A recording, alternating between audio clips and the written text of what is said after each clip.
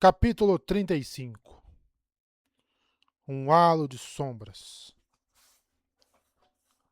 A brisa fresca do mar passou por Hunt no momento em que ele passou pelo portão. Aquele vento suave e leve carregava consigo aromas de 1000 fogueiras espalhadas pela cidade de Falme, aquecendo ensopados matinais. Hunt freou Taidashar, despreparado para as memórias que aqueles aromas carregariam com eles. Memórias de uma época que ainda não tinha certeza de seu papel no mundo. Lembranças de uma época em que Matt constantemente o criticava por usar casacos finos, apesar de Randy tentar evitá-los. Lembranças de uma época em que tinha vergonha das bandeiras que agora tremulavam atrás dele. Certa vez, ele insistira em mantê-las escondidas, como se fazendo isso pudesse esconder seu próprio destino. A procissão esperava por ele, fivelas rangendo, cavalos relinchando. Randy visitou Falme uma vez, brevemente. Naquela época, ele não conseguia ficar em lugar nenhum por muito tempo. Passou aqueles meses perseguindo ou sendo perseguido. Fen o levou a Falme, portando a trombeta de Valer e a adaga de rubi a qual Matt estava preso. As cores brilhavam novamente enquanto ele pensava em Matt, mas Andy os ignorou. Por esses poucos momentos, ele não estava no presente. Falme marcou um ponto de virada na vida de Randy tão profundo quanto aquele que mais tarde ocorreu nas terras áridas do Zaiel, quando ele provou ser o cara carne. Depois de Falme, não havia mais esconderijo. Não havia mais luta contra o que ele era. Este era o lugar onde ele se reconheceu pela primeira vez como um assassino. O lugar onde ele percebeu o perigo que ele representava para aqueles ao seu redor. Tentou deixar todos eles para trás, mas eles o perseguiram. Em Falme, o menino pastor queimou, suas cinzas espalhadas e levadas pelos ventos. Dessas cinzas, o dragão renascido surgiu. Randy deu uma olhada em Taidashar e a procissão recomeçou. Ele ordenou que o portão fosse aberto a uma curta distância da cidade, esperançosamente fora da visão das Damani. É claro que ele tinha Ashaman para protegê-lo, escondendo assim as tramas das mulheres. Mas ele não queria dar a elas nenhuma pista sobre a viagem. A incapacidade do Xianshan para viajar era uma das suas maiores vantagens. A própria Falme ficava em uma pequena faixa de terra, ponta de Toman, projetando-se no oceano Arite. Altos penhascos em ambos os lados quebravam as ondas, criando um rugido suave e distante. Os prédios de pedra escura da cidade cobriam a península como rochas no leito de um rio. A maioria eram prédios atarracados de um andar, construídos de forma ampla, como se os habitantes esperassem que as ondas batessem nos penhascos e batessem em suas casas. As pastagens aqui não pareciam tão murchas quanto a terra ao norte, mas a nova grama da primavera estava começando a aparecer amarela e pálida, como se as folhas se arrependessem de ter colocado suas cabeças para fora do solo. A península descia até um porto natural, e numerosos navios Xianshan estavam ancorados ali. Bandeiras Xianshan tremulavam, proclamando esta cidade como parte do seu império. O estandarte que tremulava mais alto acima da cidade exibia um falcão dourado em voo, segurando 3 raios. Era orlado de azul. As estranhas criaturas que os Xianshan trouxeram de seu lado do oceano moviam-se por ruas distantes, muito longe para Randy distinguir os detalhes. Haken voavam no céu. Os Xianshan aparentemente tinham um grande estábulos deles aqui. Ponta de Toman ficava ao sul de Arad Doman, e esta cidade era sem dúvida uma importante área de preparação para a campanha do Xianshan ao norte. Esta conquista terminaria hoje. Randy tinha que fazer as pazes. Tinha que convencer a filha das 9 luas a cancelar suas tropas. Essa paz seria a calma antes de uma tempestade. Ele não estaria protegendo seu povo da guerra, apenas preservando-os para que pudessem morrer por ele em outro lugar. Mas ele faria o que precisava ser feito. Ninaev cavalgava ao lado dele enquanto eles continuavam em direção à Falme. Seu elegante vestido azul e branco tinha um corte à moda do Mani, mas feito de um material muito mais grosso e muito mais modesto. Ela parecia estar adotando modas de todo mundo, usando vestidos das cidades que visitava, mas impondo a ele seu próprio senso do que era apropriado. Outrora, talvez, Randy teria achado isso divertido. Essa emoção não parecia mais possível para ele. Só podia sentir a imobilidade fria por dentro, a imobilidade que cobria uma fonte de raiva congelada. Ele manteria a raiva e a quietude equilibrada por tempo suficiente. Teria que fazer isso. E assim retornamos, disse Ninaev. Suas joias multicoloridas de terangrial estragaram um pouco a aparência de seu vestido bem cortado. Sim, disse Randy. Eu me lembro da última vez que estivemos aqui, disse ela distraidamente. Tanto caos, tanta loucura. E no final de tudo, encontramos você com aquela ferida ao seu lado. Sim, Randy sussurrou. Ele ganhou aquele primeiro de seus ferimentos incuráveis aqui, lutando contra Ishamael nos céus acima da cidade. A ferida ficou quente enquanto ele pensava nisso. Quente e dolorosa. Ele começou a considerar aquela dor como uma velha amiga, um lembrete de que ele estava vivo. Eu vi você no ar, disse Ninaev. Eu não acreditei. Eu tentei curar aquela ferida, mas eu ainda estava bloqueado e não conseguia invocar a raiva. Min não saía do seu lado. Min não tinha vindo com ele neste dia. Ela permaneceu perto dele, mas algo havia mudado entre eles. Assim como ele sempre temeu que aconteceria. Quando ela olhou para ele sabia que ela o via matando-a.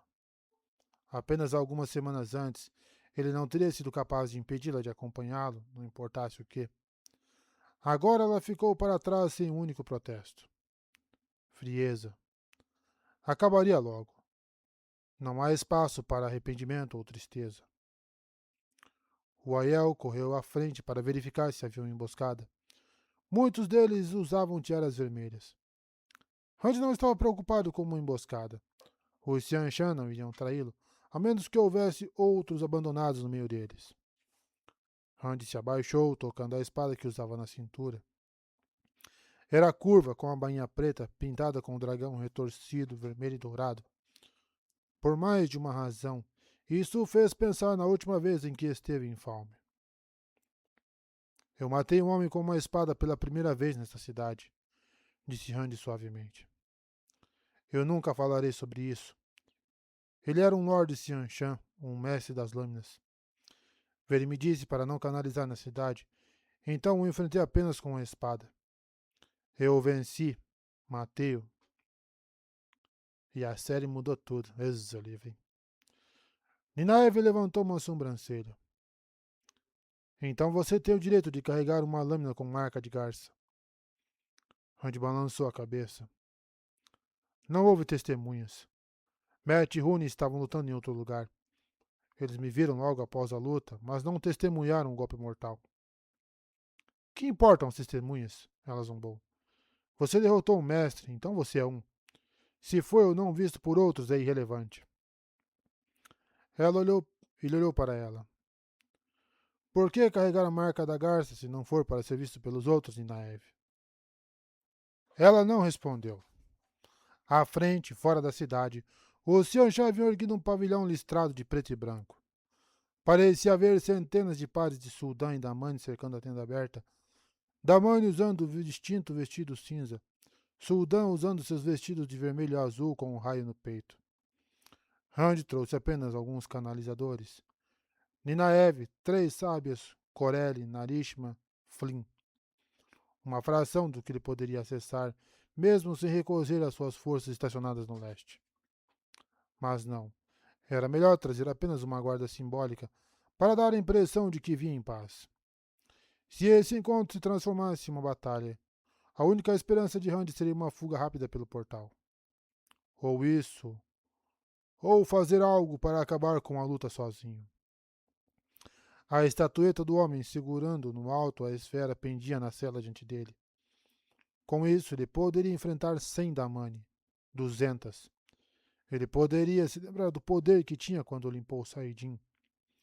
Tinha sido o poder para nivelar cidades, para destruir qualquer um que se opusesse a ele. Não, não seria isso. Ele não podia se dar ao luxo de deixar isso acontecer. Certamente, os Xianshan sabiam que atacá-lo levaria ao desastre. Hound veio para encontrá-los novamente, ciente de que um traidor em suas fileiras tentou capturá-lo ou matá-lo. Eles teriam que ver sua sinceridade. Mas se não. Ele se abaixou e pegou a chave de acesso, só por precaução, e a enfiou no bolso em nome do casaco. Então, respirando fundo, ele se firmou e procurou o vazio. Lá, ele se apoderou do poder único. Náusea e tontura ameaçaram jogá-lo no chão. Ele cambaleou, as pernas segurando o Tadaishar, a mão segurando a chave de acesso em seu bolso. Cerrou os dentes. No fundo da sua mente, Lewis Terry despertou. O louco lutou pelo poder único. Foi uma luta desesperada e quando Randy finalmente venceu, descobriu que havia caído da cela. Ele estava resmungando para si mesmo novamente. Randy? Perguntou Ninaev. Randy endireitou as costas. Ele era Randy, não era? Às vezes, depois de uma batalha como essa, ele tinha problemas para se lembrar de quem era. Ele finalmente empurrou Randy, o intruso, para a reclusão e se tornou Lewis Terry.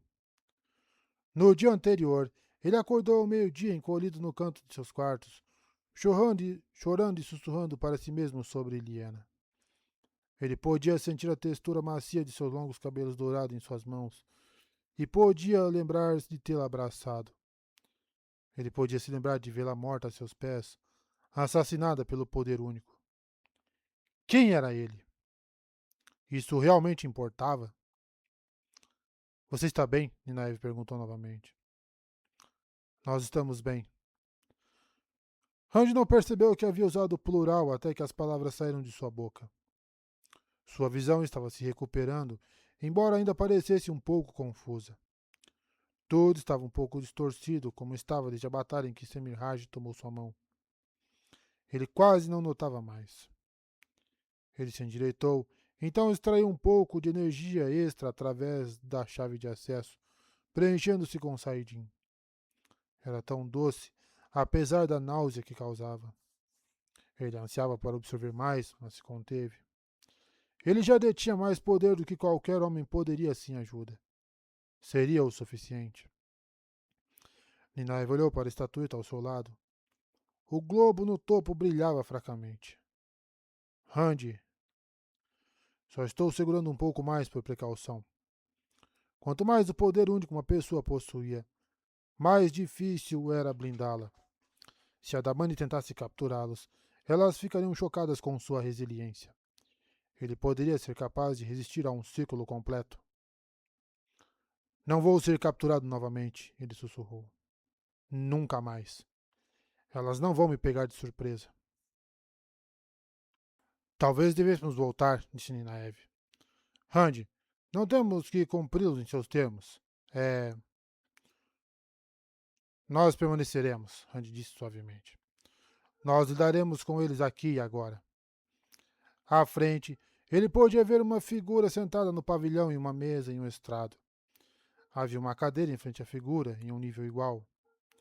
Isso o surpreendeu. Pelo que sabia do Xianshan, esperava ter que argumentar em pé de igualdade com um dos sangue. Esta era a filha das 9 luas? Esta criança? Randy franziu a testa quando eles se aproximaram, mas percebeu que ela não era realmente uma criança. Apenas uma mulher muito pequena. Vestida com roupas pretas, ela tinha a pele escura, como a de uma do povo do mar. Havia cinzas branco-acinzentadas nas bochechas de seu rosto redondo e calmo. Após uma inspeção minuciosa, ela parecia estar perto de sua idade. Randy respirou fundo e desmontou. Era hora da guerra acabar.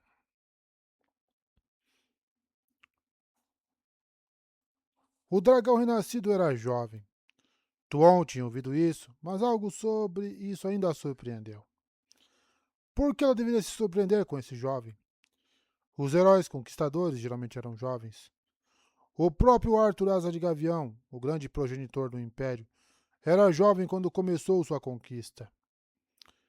Os que venceram, os que dominaram o mundo, extinguiam-se rapidamente, como candeeiros de pavio não aparado.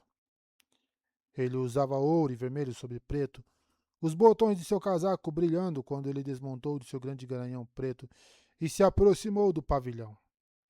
O casaco preto tinha bordados vermelhos e dourados nos punhos. A mão que faltava era bastante óbvia, olhando para aqueles punhos, mas sua roupa era sem adornos, como se não visse necessidade de distrair o rosto com elegância. Seu cabelo era da cor de um pôr do sol profundo, um vermelho escuro, e ele tinha um porte real, um passo que era firme, cada passo confiante, olhos fixos à frente. Tuon tinha sido treinada para andar dessa forma, para não dar trégua na forma como ela pisava. Quem o treinou? Ela se perguntou. Provavelmente ele teve os melhores professores para prepará-lo nos caminhos dos reis e líderes. No entanto, relatos diziam que ele cresceu como um fazendeiro em uma vila rural. Uma história cuidadosamente divulgada para lhe trazer credibilidade junto ao povo, talvez? Ele caminhou até o pavilhão, uma Marathi da mãe à sua esquerda. A mulher usava um vestido colorido como o céu em um dia claro, adornado como nuvens. Ela usava o cabelo em uma única trança escura e se enfeitava com um conjunto de joias berrantes. Ela parecia descontente com alguma coisa, sua testa franzida, sua boca em uma linha apertada. A presença dela fez Tuon estremecer. Alguém poderia pensar que ela estava mais acostumada com Marathi Damani depois de viajar com Matri, mas não era assim. Elas não eram naturais, perigosas. Tuon não podia ficar confortável perto de uma Damani solta que ela não podia tolerar ter uma presa de grana enrolada em seu tornozelo, sua língua fazendo cócegas em sua pele. Claro, claro, Marathi Damani era perturbadora. Então os dois homens. Se a Marathi Damani era perturbadora, então os dois homens que caminhavam à direita do dragão eram mais ainda. Um, pouco mais jovem, usava os cabelos em tranças amarradas com guizos. O outro era um homem mais velho, de cabelos brancos e rosto bronzeado. Apesar da diferença de idade, ambos caminhavam com a arrogância casual de homens familiarizados com a batalha. E ambos usavam casacos pretos, alfinetes brilhantes nas golas altas. Ashaman, eles eram chamados. Homens que podiam canalizar. Abominações que deveriam ser mortas rapidamente. Em Xianshan, houve muitos poucos que, em sua ânsia por uma vantagem inesperada, tentaram treinar esses Zorovand do Um, essas tempestades de alma negra. Os tolos caíram rapidamente, muitas vezes destruídos pelas próprias ferramentas que procuravam controlar. Tuon se preparou. Khaled e os guardas da morte ao seu redor ficaram tensos. Era sutil, punhos cerrados ao lado do corpo, respirações inaladas e liberadas lentamente. Tuon não se virou para eles, embora tenha feito um gesto dissimulado para Selúcia. Vocês devem manter a calma, a voz disse suavemente aos homens. Eles o fariam. Eles eram a vigília da morte. Tuon odiou fazer o comentário, pois iria baixar seus olhos. Mas ela não teria um contratempo. O encontro com o dragão renascido seria perigoso. Não havia como evitar isso. Mesmo com 20 Damani e Suldan em cada lado do pavilhão. Mesmo com Khaled em suas costas e o capitão Muzeng e uma força de arqueiros observando de um telhado coberto ao alcance do tiro de arco. Mesmo com Seleucia à sua direita, tensa e pronta para atacar, como um jaguim nas rochas altas. Mesmo com tudo isso, Tuon estava exposta. O dragão renascido era uma fogueira inexplicavelmente acesa dentro de uma casa. Você não poderia evitar que danificasse a sala. Você só esperava salvar o prédio. Ele caminhou diretamente para a cadeira em frente a Tuon e sentou-se, nunca questionando que ela o havia colocado como seu igual. Ela sabia que os outros se perguntavam por que ela ainda, ainda nas cinzas do luto. Por que ela não se proclamou imperatriz? O período de luto acabou, mas Tuon não havia assumido seu trono. Era por causa deste homem. A imperatriz não poderia encontrar ninguém, nem mesmo o dragão renascido, como uma igual. A filha das 9 luas, no entanto. Este homem poderia ser igual a ela. E então ela hesitou. O dragão renascido provavelmente não responderia bem a outro que se colocasse acima dele, não importasse se outro tivesse uma razão perfeitamente legítima para fazê-lo. Quando ele se sentou, um clarão distante de um raio se formou entre duas nuvens, embora Malai, uma das Damani que podia prever o futuro do tempo, insistisse que não haveria chuva por perto. Relâmpago em um dia sem chuva. Pise com cuidado, ela pensou, lendo o presságio, e tenha cuidado com o que você fala. Não é o mais esclarecedor dos presságios. Se ela pisasse com mais cuidado, teria que levantar voo. Você é a filha das 9 luas, disse o dragão renascido. Foi uma afirmação, não uma pergunta. Você é o dragão renascido, ela respondeu. Olhando para aqueles olhos de ardósia, ela percebeu que estava errada em sua primeira impressão. Ele não era um jovem. Sim, seu corpo podia ser o de um jovem. Mas aqueles olhos eram olhos antigos. Ele se inclinou ligeiramente para a frente. Seus vigias da morte ficaram tensos, o couro rangendo. Faremos as pazes, disse Altor. Hoje, aqui. Selúcia sibilou baixinho. Suas palavras soaram muito como uma exigência. Tuon demonstrou grande respeito por ele ao colocá-lo no nível dela, mas ninguém dava ordens à família imperial. Altor olhou para Selúcia. Você pode dizer à sua guarda-costas que ela pode relaxar, disse ele secamente. Esta reunião não se transformará em conflito. Não permitirei isso. Ela é minha voz, disse Tom cuidadosamente, e minha porta-voz da verdade. Meu guarda-costas é o homem atrás da minha cadeira. Altor bufou suavemente. Então ele era um bom observador? Ou um sortudo? Poucos adivinharam corretamente a natureza de Selúcia. Você deseja paz, disse Tom. Você tem condições para a sua oferta? Não é uma oferta, mas uma necessidade, disse Altor. Ele falou com suavidade. Todas as pessoas falavam com palavras tão rápidas, mas as de Altor tinham peso para elas. Ele a lembrava de sua mãe. A última batalha está se aproximando. Certamente seu povo se lembra das profecias. Ao continuar esta sua guerra, você coloca todos nós em perigo. Minhas forças, as forças de todos, são necessários na luta contra a sombra. A última batalha seria entre o Império e as forças do Tenebroso. Todo mundo sabia disso. As profecias mostraram claramente que a Imperatriz derrotaria aqueles que serviam à sombra, e então ela enviaria o dragão renascido para duelar com o Devorador da Luz. Quanto ele cumpriu? Ele não parecia cego ainda, então isso ainda tinha que acontecer. O ciclo Essanik disse que ele ficaria em seu próprio túmulo e choraria. Ou essa profecia se referia aos mortos andando, como eles já faziam. Certamente alguns desses espíritos haviam atravessado suas próprias sepulturas. Os escritos não eram claros às vezes. Esse povo parecia ter esquecido muitas das profecias, assim como se esqueceram de seus juramentos de vigiar o retorno. Mas ela não disse isso. Cuidado com suas palavras. Você acredita que a última batalha está próxima, então? Ela perguntou. Próxima? A autor perguntou. Está tão perto quanto um assassino respirando seu halo fétido em seu pescoço enquanto desliza sua faca em sua pele. Está perto como o último badalar da meia-noite, depois que as outras 11 soaram. Perto? Sim, está perto. Horrivelmente próximo. A loucura já o havia levado. Se tivesse, isso tornaria as coisas muito mais difíceis. Ela o estudou, procurando por sinais de insanidade. Ele parecia no controle de si mesmo. A brisa no mar soprava pelo dossel, agitando a lona e trazendo consigo o cheiro de peixe podre. Muitas coisas pareciam estar apodrecendo nesses dias.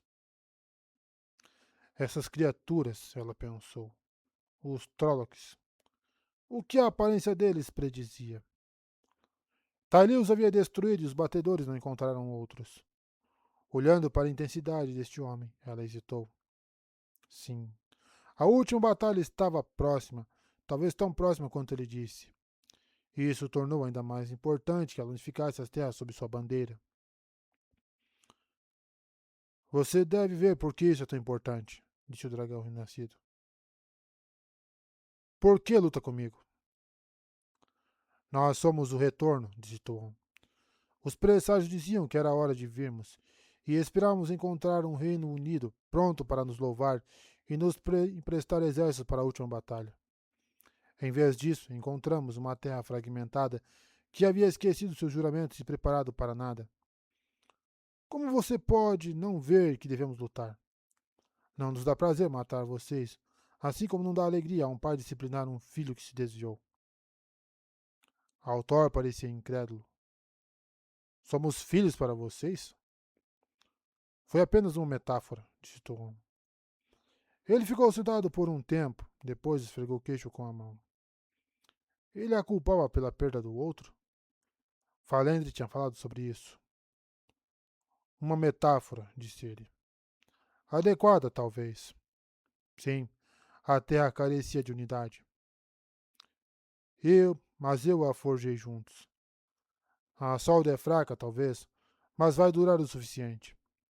Se não fosse por mim, sua guerra de unificação seria louvável. Do jeito que está, você é uma distração. Devemos ter paz.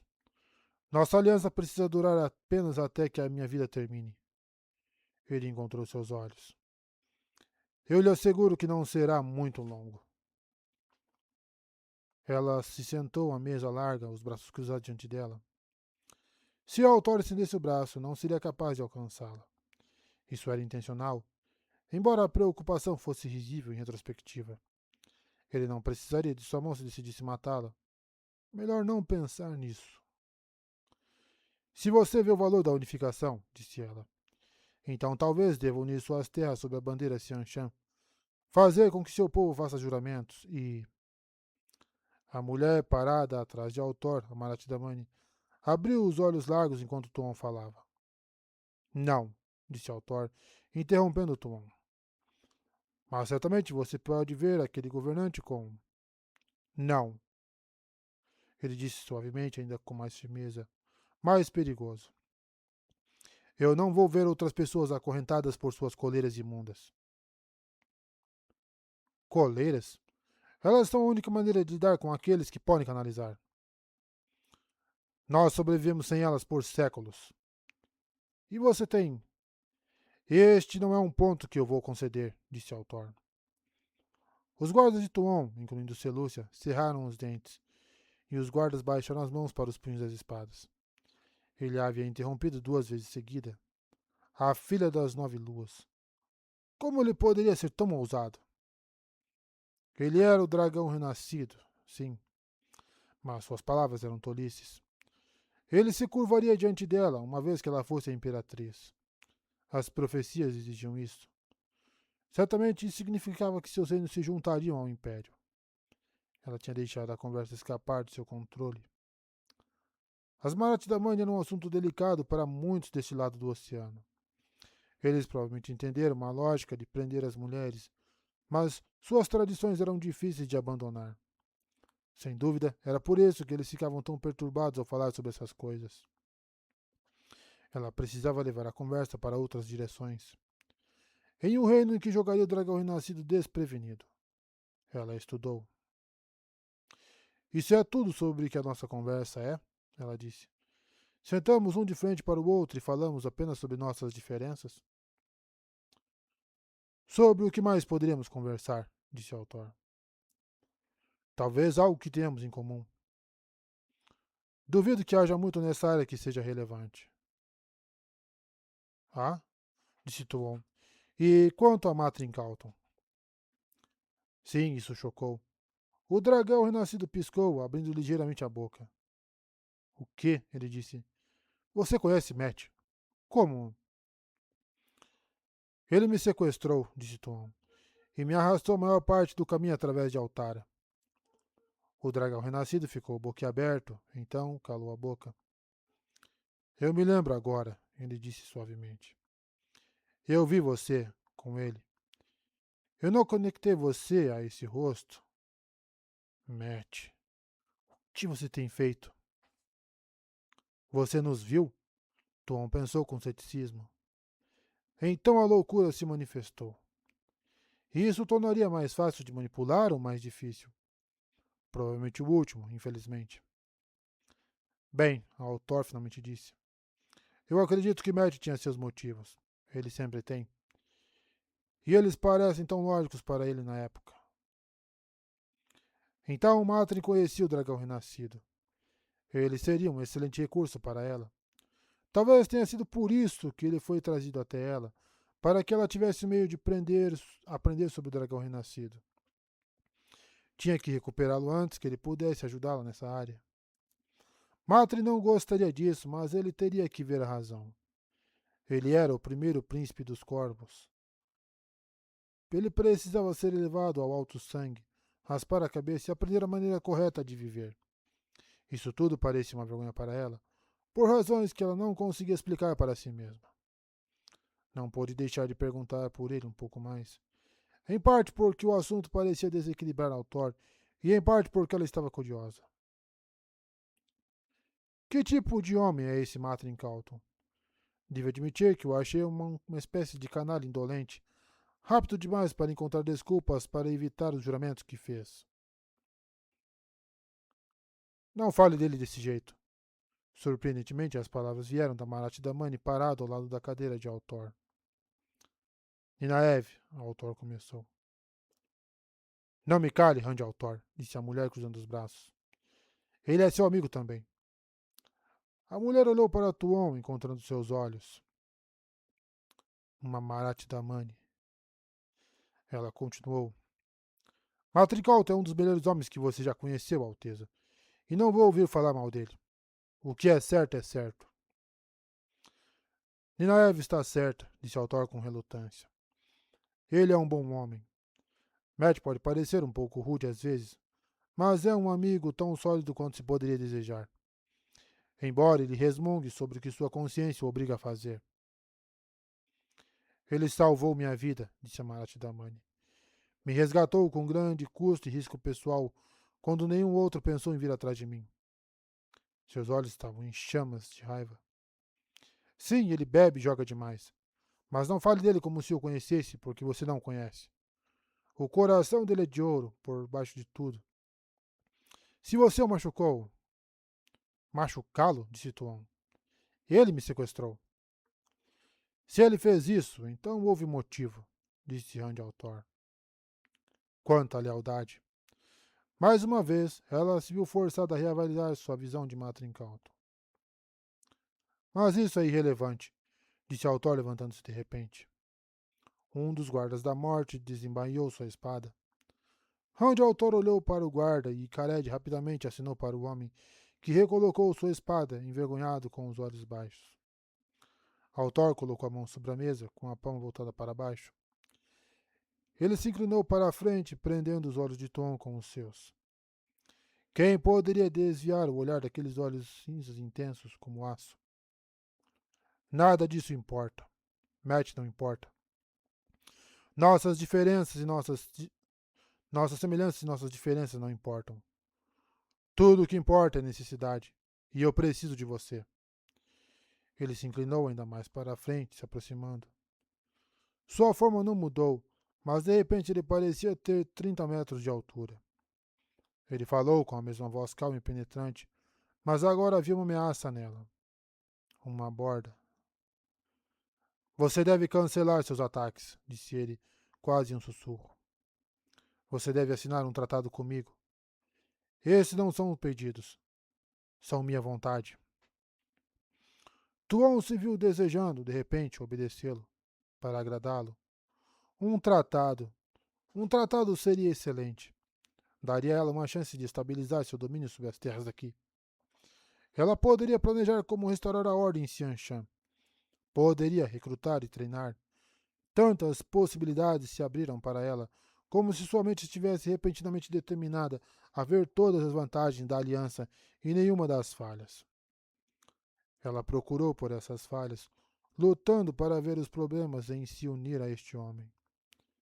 Mas eles se tornaram líquidos em sua mente e desapareceram.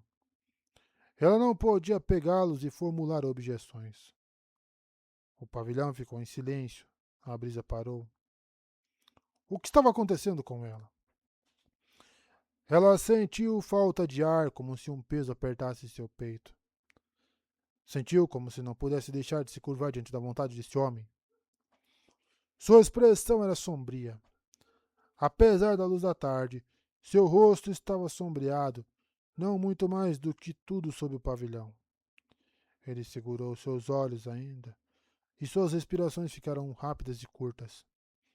Nos cantos de sua visão, ela pensou ter visto algo ao redor dele. Uma névoa escura, um halo de escuridão emanando dele. Distorceu o ar com um grande calor. Sua garganta se apertou e as palavras foram se formando. Sim, sim, eu farei como você pede. Sim, devo, devo. Não, disse ela. A palavra quase um sussurro. A expressão dele ficou mais sombria, e ela viu a fúria na forma como ele apertou a mão, os dedos tremendo com força. A maneira como ele apertou a mandíbula, a maneira como os seus olhos se arregalaram. Tanta intensidade. Eu preciso, ele começou. Não, ela repetiu, a confiança crescendo. Você vai se curvar diante de mim, Randy Altor. Não vai acontecer o contrário. Tanta escuridão. Como um homem poderia contê-lo? Ele parecia lançar uma sombra do tamanho de uma montanha. Ela não poderia se aliar a esta criatura. Aquele ódio fervilhante a aterrorizava, e o terror era uma emoção com a qual ela não estava familiarizada. Este homem não podia ter a liberdade para fazer o que desejava. Ele tinha que ser contido. Ele a observou por mais um momento. Muito bem, disse ele. Sua voz estava gelada. Ele girou, afastando-se do pavilhão sem olhar para trás.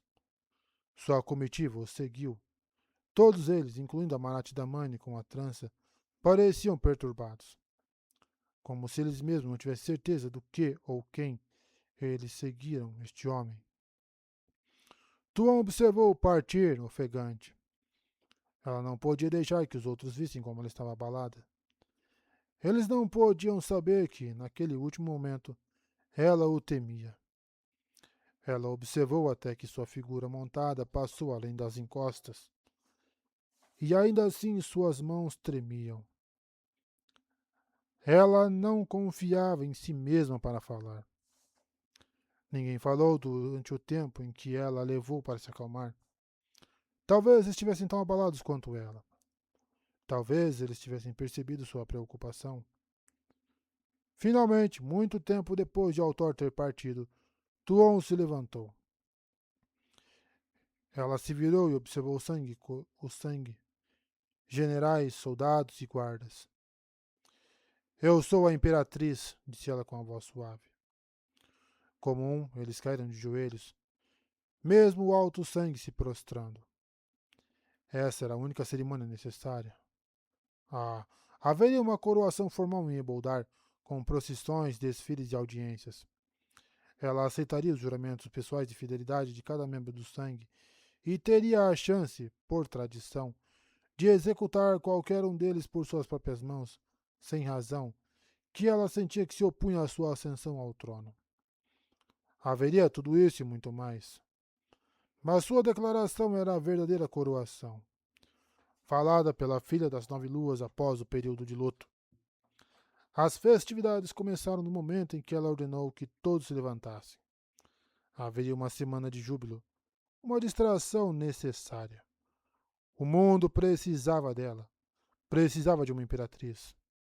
A partir desse momento, tudo mudaria.